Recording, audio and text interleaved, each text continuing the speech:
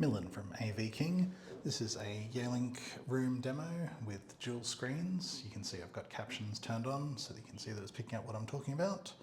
We've got the WPP30 hooked up here, so if we want to do content sharing, that's a wireless link with any laptop with no software required on the laptop.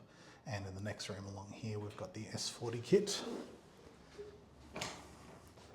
The S40 kit also supports the WPP30.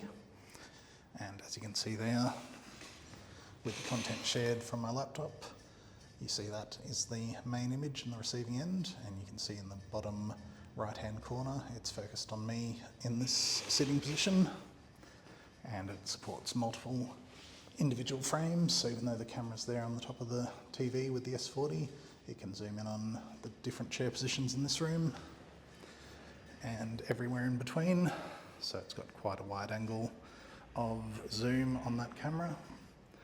So this one here is the S40 kit with the touchscreen. You can select your different room controls and camera modes from that screen.